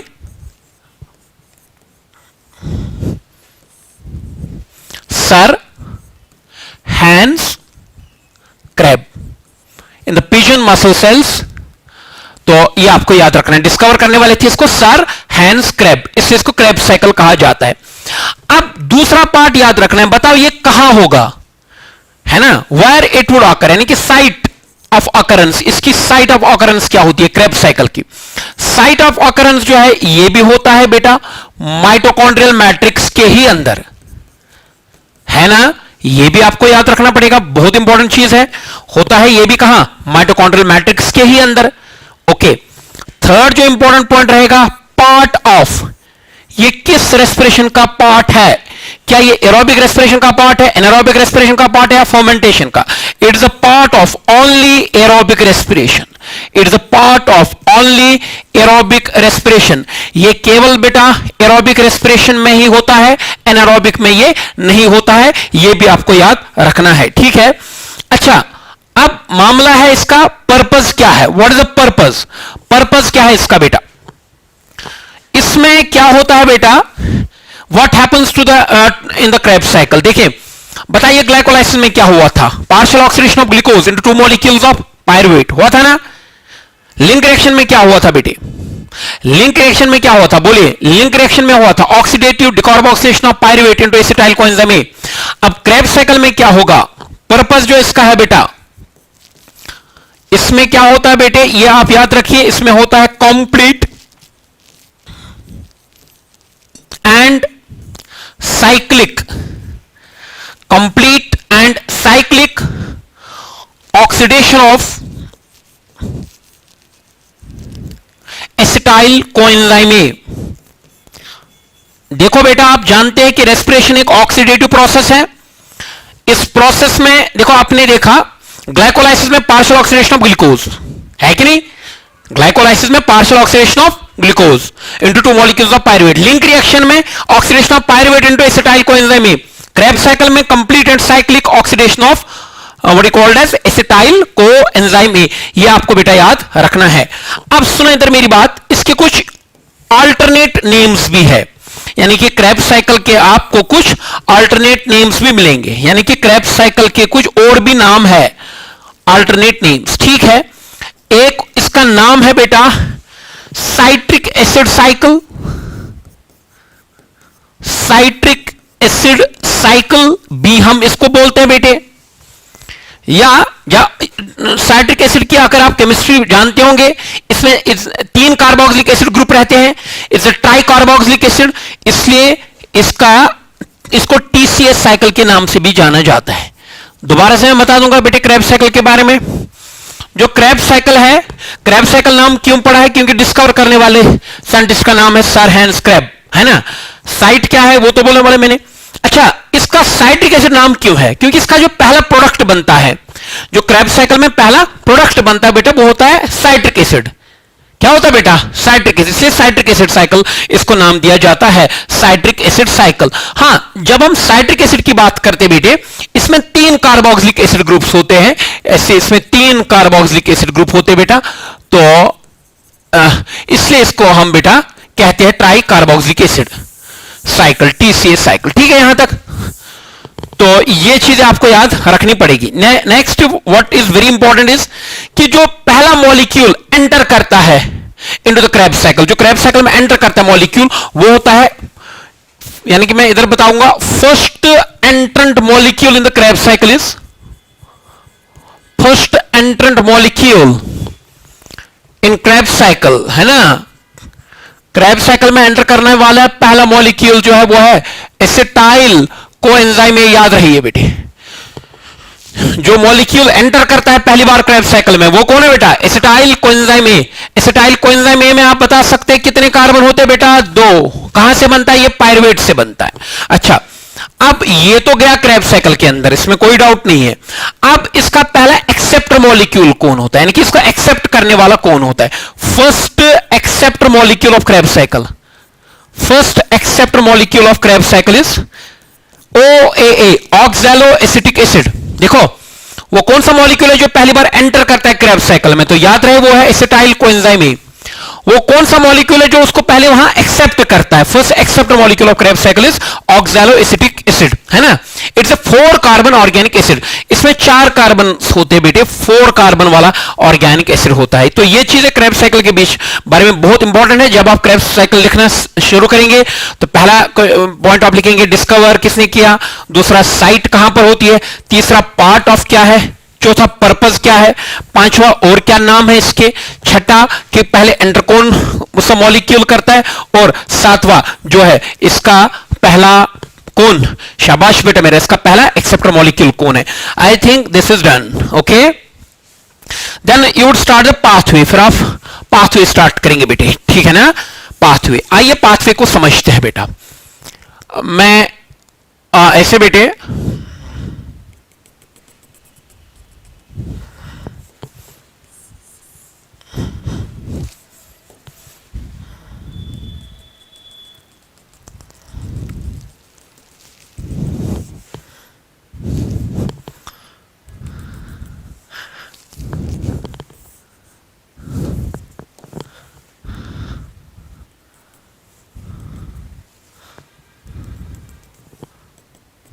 ये देखिए बेटा, सुनिए, यहां पर मैं स्टार्ट करने वाला हूं बेटा क्रेब्स साइकिल की बायोकेमिकल पाथवे, ठीक है।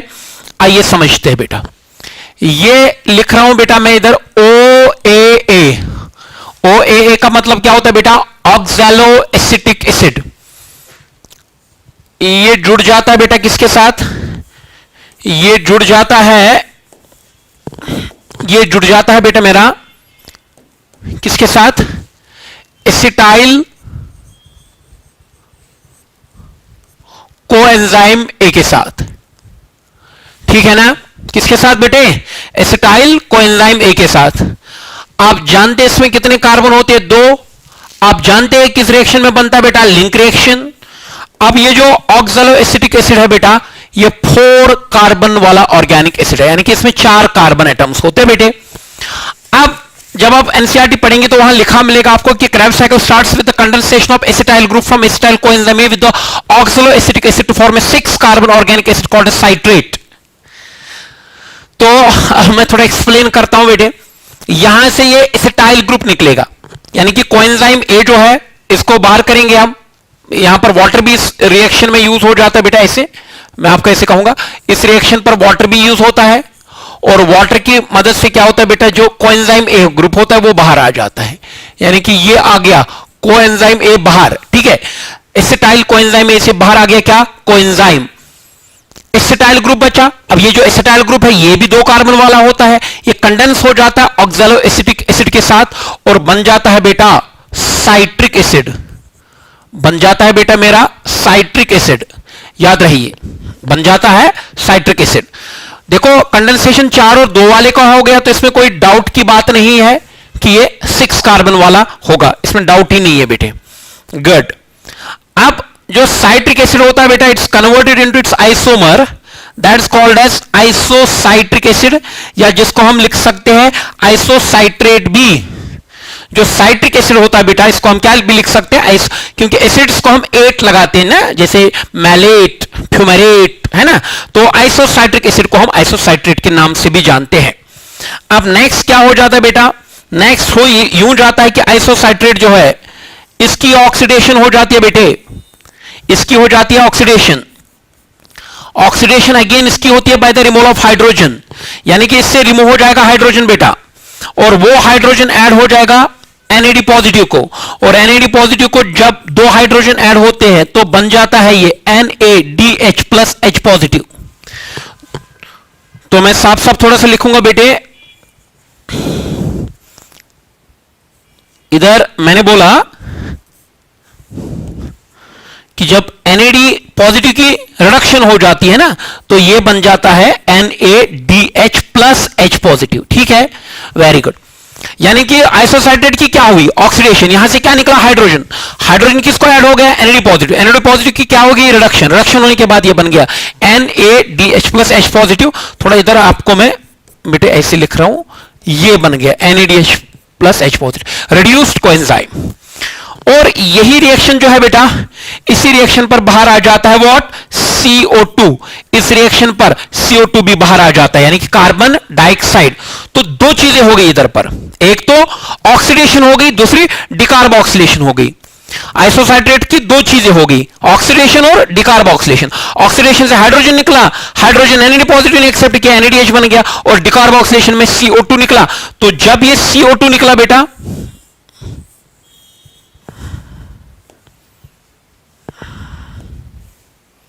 जब ये CO2 निकला बेटे, तो ये था NAD पॉजिटिव, और NAD पॉजिटिव बनाया था क्या, NAD positive plus H positive. फिर जब यहां से CO2 भी बाहर निकला बेटे, क्या निकला बाहर, CO2, कार्बन डाइऑक्साइड भी बाहर निकला, और ये कन्वर्ट हो गया इनटू अल्फा, ये कन्वर्ट हो गया बेटा इनटू अल्फा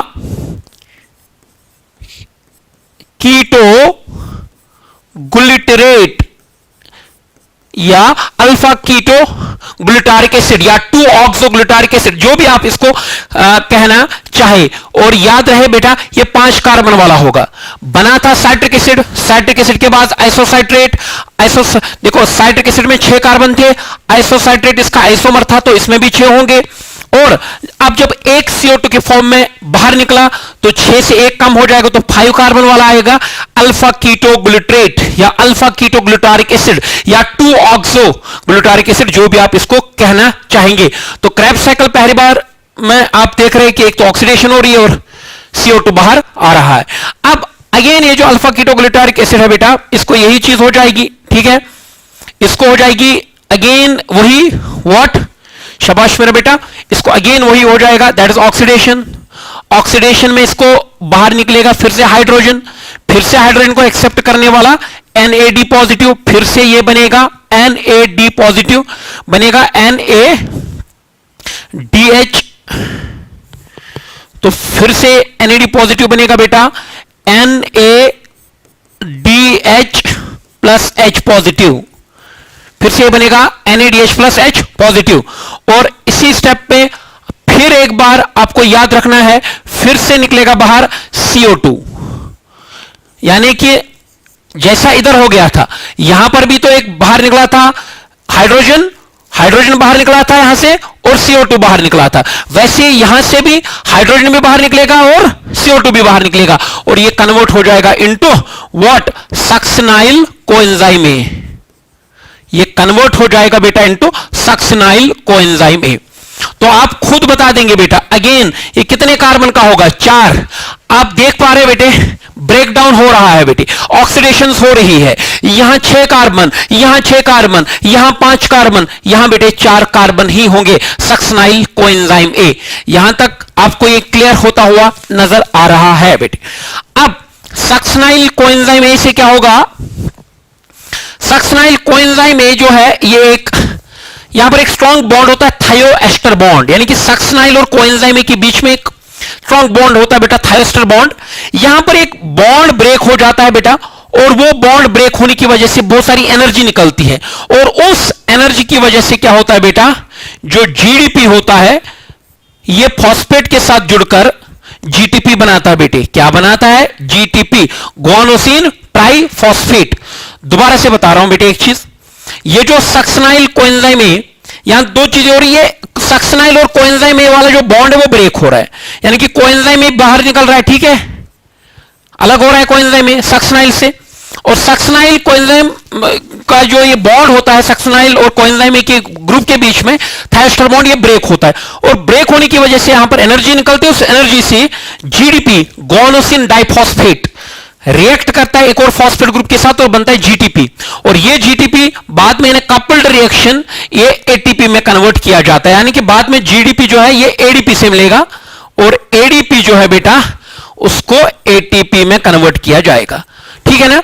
तो अगेन ये यहां GDP में जाएगा, ठीक है बेटा, तो ये चीज आपको याद रखना पड़ेगा।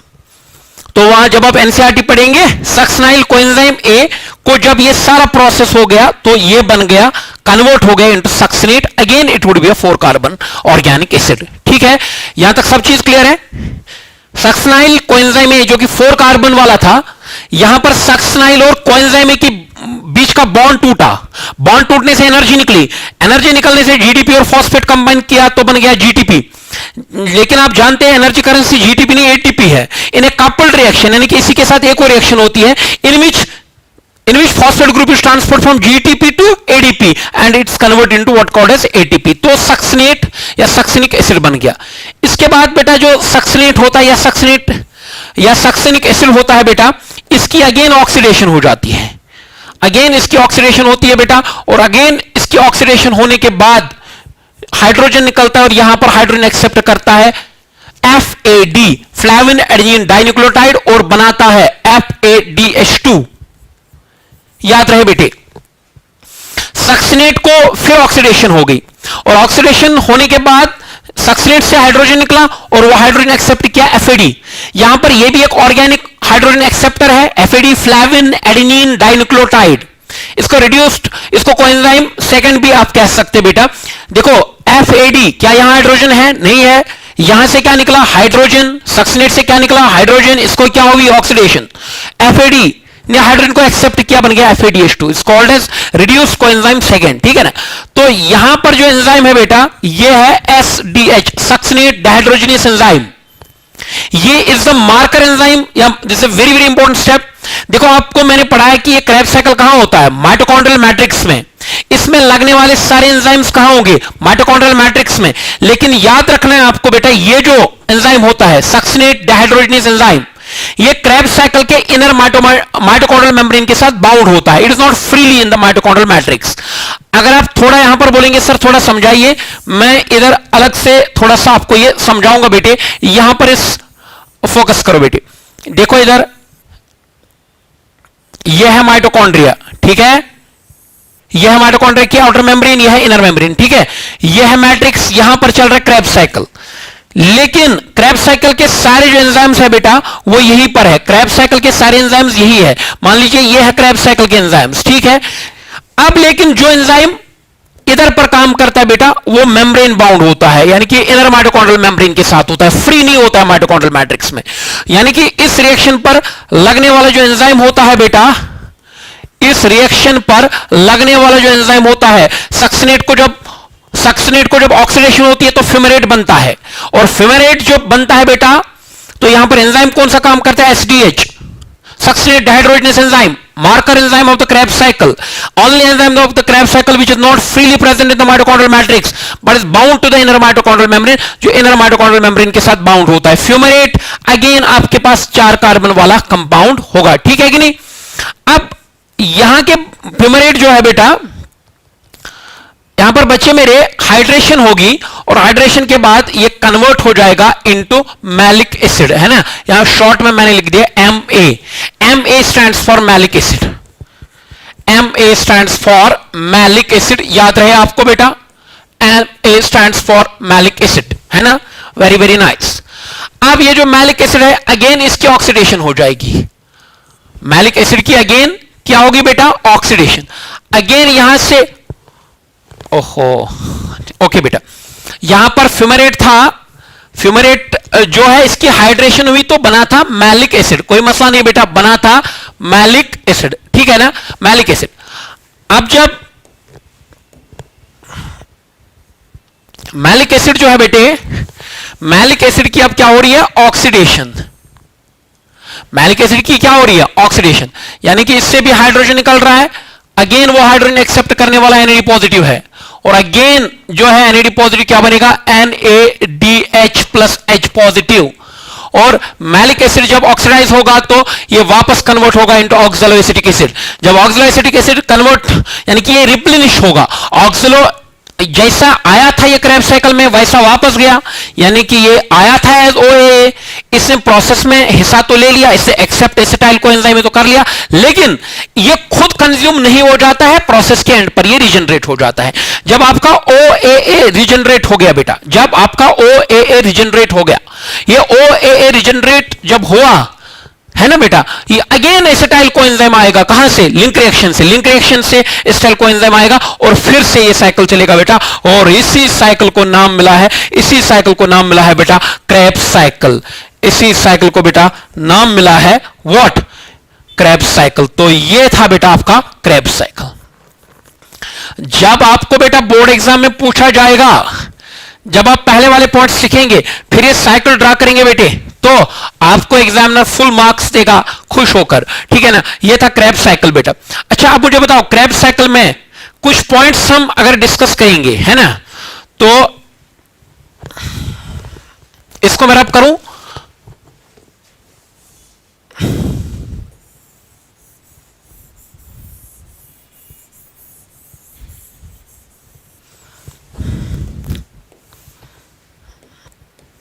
देखिए बेटे, क्रेब्स साइकिल की जब मैं बात करता हूं, बोलो क्रेब्स साइकिल का के दौरान बोलो ऑक्सीडेशंस कितनी रिएक्शन, यानी कि ऑक्सीडेशन रिएक्शंस कितनी बार हुई, ये क्वेश्चन है, पहले सोच लो। क्रेब्स साइकिल में ऑक्सीडेशन रिएक्शंस कितनी बार हो गई, है ना बेटा।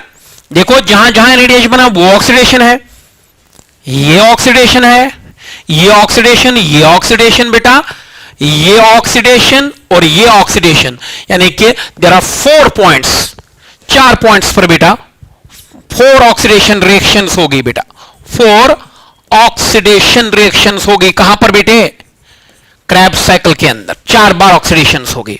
कितनी बार NADH बना, 1 बार NADH, 2 बार NADH, है ना बेटे, 3 बार NADH और 1 बार क्या बन गया बेटे। देखो यहां पर थोड़ा सा मैं अगर यहां पर अगर बता दूं तो, यहां पर अगर बता दूं तो इट इज ओनली स्टेप, है ना, जहां पर क्या बनती है बेटे, FADH2। अच्छा यहां पर जो पहली रिएक्शन पर जो एंजाइम होता है वो होता है साइट्रेट सिंथेस। बस ये रिएक्शन का क्रेब्स साइकिल में एक तो ये एंजाइम याद रखो साइट्रेट सिंथेस, और दूसरा ये याद रखो बेटा SDH। SDH का फुल फॉर्म है बेटा सक्सिनेट डिहाइड्रोजिनेस। तो इसका फुल फॉर्म है सक्सिनेट डिहाइड्रोजिनेस। अच्छा बताओ मेरे बच्चे, देखो अब मैं कहूंगा कि क्या at the end of Krebs cycle acetyl coenzyme में बचा, नहीं बचा बेटा, ये तो कंप्लीटली टूट गया। इसके अंदर से जितने भी हाइड्रोजन थे उनको स्टेप वाइज रिमूव किया गया, ऑक्सीडेशन रिएक्शन में हाइड्रोजन बाहर निकलता गया और इससे अंदर जो कार्बन था वो भी बाहर आ गया इन the form of carbon dioxide. बताओ बेटा एसिटाइल कोएंजाइम ए में से कितने कार्बन थे, एसिटाइल कोएंजाइम ए में 2 कार्बन थे और जो 2 कार्बन बाहर आए वो आगे इन the form of carbon dioxide. ये रहा आपका कार्बन डाइऑक्साइड और ये रहा बेटा आपका carbon dioxide. I hope Krebs cycle is done. And students we have one more short answer type question in the respiration, that is respiratory coefficient। ठीक है ना बेटे, एक और शॉर्ट आंसर टाइप क्वेश्चन है वो है रेस्पिरेटरी कोएफिशिएंट। तो आपका जो रेस्पिरेटरी कोएफिशिएंट क्या होता है आइए समझते हैं बेटे। अगर ये मेरे पास सेल है ना, सेल के पास रेस्पिरेटरी सबस्ट्रेट है बेटा, है ना, रेस्पिरेटरी सबस्ट्रेट को ऑक्सीडाइज किया जा रहा है, ठीक है कि नहीं, रेस्पिरेटरी सबस्ट्रेट को क्या किया जा रहा है, ऑक्सीडाइज, और क्या निकलता है बेटा, एटीपी। क्या निकलता है बेटे, एटीपी प्लस एनर्जी निकलती है, सॉरी एनर्जी निकलती है और बाय प्रोडक्ट निकलता है बेटा CO2। ठीक है, यहां पर मैं आपको ये क्लियर करते जाऊंगा। प्लस CO2, दोबारा से सुनिए, ओके, या ऐसे मैं आपको समझाऊंगा बेटा।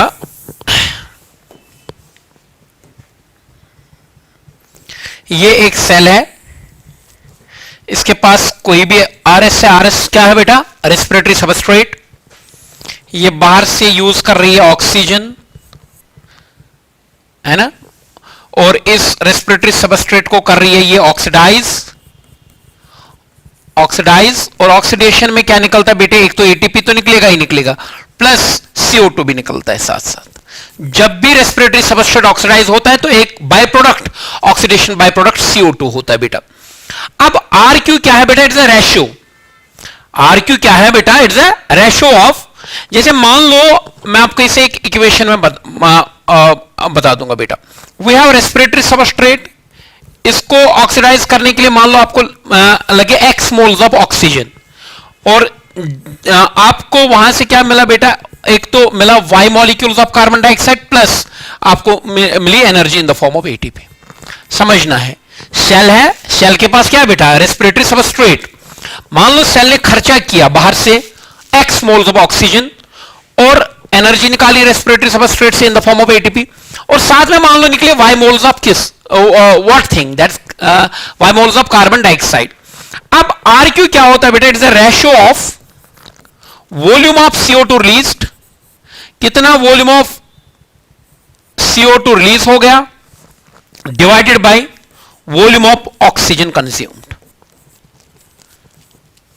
by a cell or a tissue or an organ or an organism as a whole during the respiration. So एक बार फिर बच्चे मैं आपको RQ वैल्यू समझाऊंगा। RQ वैल्यू क्या है बेटा, इट्स अ रेशियो, किस चीज का रेशियो है, it's a ratio of volume of carbon dioxide released during the oxidation of a respiratory substrate by the volume of the oxygen which is required for the oxidation of this respiratory substrate. तो this is RQ value, ये आपका RQ value रहेगा बेटा, ठीक है ना, RQ value रहेगा। अब ये जो है यहां पर मैं एक चीज ऐड करूंगा, डिफरेंट रेस्पिरेटरी सबस्ट्रेट्स। देखो आपके पास रेस्पिरेटरी सबस्ट्रेट अलग अलग हो सकते हैं, कार्बोहाइड्रेट्स हो सकते हैं, प्रोटीन्स हो सकते हैं, फैट हो सकता है ना, ऑर्गेनिक एसिड हो सकता है, और कुछ हो सकता है बेटा। Different respiratory substrates have different RQ value, है ना। पहले आपके ध्यान में ये क्वेश्चन आएगा कि क्यों ऐसा क्यों है, why they have what you called is different value. Reason इज कि हर एक रेस्पिरेटरी सबस्ट्रेट के अंदर जो इंटरनल ऑक्सीजन कंटेंट होता है वो डिफरेंट होता है। जैसे मैं मान लो, अगर मैं कार्बोहाइड्रेट की बात करूंगा, मान लीजिए इट्स अ कार्बोहाइड्रेट C6H12O6 है ना, इसमें कार्बन भी 6 है, ऑक्सीजन भी है 6 है, यानी कि अगर इसका इंटरनल CO रेशियो देखा जाएगा दैट इज 1:1, है ना। तो जितना कार्बन उतना ऑक्सीजन, ये ऑक्सीजन रिच मॉलिक्यूल्स होते हैं बेटा, इनको ऑक्सीडाइज करना रिलेटिवली इजी होगा, इनको ऑक्सीडाइज करने में कम ऑक्सीजन लगेगा। अगर इसके कंपैरिजन में मैं देखो, एक फैट ये है मेरे पास एक मॉलिक्यूल C57H104O6, ये एक फैट है बेटा, ये एक फैट है, इसका नाम है ट्रायोलिन। ट्रायोलिन आप यहां अंदाजा लगा सकते हैं बेटे, इधर कार्बन कितने हैं 57 और ऑक्सीजन आप देखिए केवल 6, यानी कि यहां कार्बन के मुकाबले में ऑक्सीजन बहुत कम है। सो ट्रायोलिन इज ए फैट एक्चुअली, तो मैं कह सकता हूं कि ये जो फैट्स होते हैं they are poor in internal oxygen content. अब अगर इन दोनों को सेल ऑक्सीडाइज करना चाहेगी, बोलो किसको लगेगा ज्यादा ऑक्सीजन ऑक्सीडाइज करने में, ऑब्वियसली फैट को, fat would require more oxygen to get oxidise, तो RQ वैल्यू इसका डिफरेंट आएगा, इसका डिफरेंट आएगा। ये मेरे कहने का मतलब है कि RQ value would be different for different respiratory substrates. That was my actual point, what I was trying to convey. Good, now अगर मैं RQ वैल्यू फॉर देखूं कार्बोहाइड्रेट्स, अगर मैं RQ वैल्यू फॉर ग्लूकोज निकालूं, ग्लूकोज का RQ value निकालूं, तो वो आएगा 1, या कार्बोहाइड्रेट्स का इन जनरल 1 आता है। देखो मान लो आपके पास है C6H12, आपके पास है बेटा C6H12O6 है ना, plus 6 times oxygen give 6 times carbon dioxide plus 12 times water and all that, है ना, प्लस एनर्जी। तो यहां RQ वैल्यू क्या आएगा 6, RQ वैल्यू क्या होता है, वॉल्यूम ऑफ CO2 रिलीज्ड, वो हो गया 6, ऑक्सीजन कंज्यूम्ड 6 हो गया 1, यानी कि आपको इन जनरल अब याद रखना है कि RQ value for glucose is 1 और rest of the carbohydrates is 1. So when I talk about RQ value of fats and proteins, RQ value for fats and proteins is less than 1, यानी कि ये less than 1 होता है, and it has been found to be 0.7 for fats and 0.9 for proteins. इनके लिए 0.7 और proteins के लिए 0.9 होता है. इन जनरल लेस देन 1 ही होता है बेटा. तो यानी कि आपको इधर पता चला कि कार्बोहाइड्रेट्स का RQ वैल्यू अलग होता है बेटा और फैट्स और प्रोटीन्स का अलग होता है बेटा. ये भी आपको देखना पड़ेगा. एनसीईआरटी में एक एग्जाम्पल भी है C51H98O6 twice. It is tripalmitin.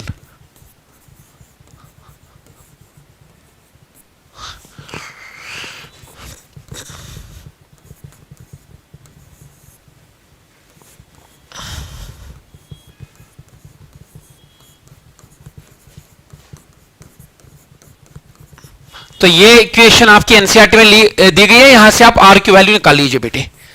तो definitely volume of CO2 release that is 102 divided by this oxygen consumed and it's when you calculate it would be 0.7. so this is one of the thing that you have to remember है ना।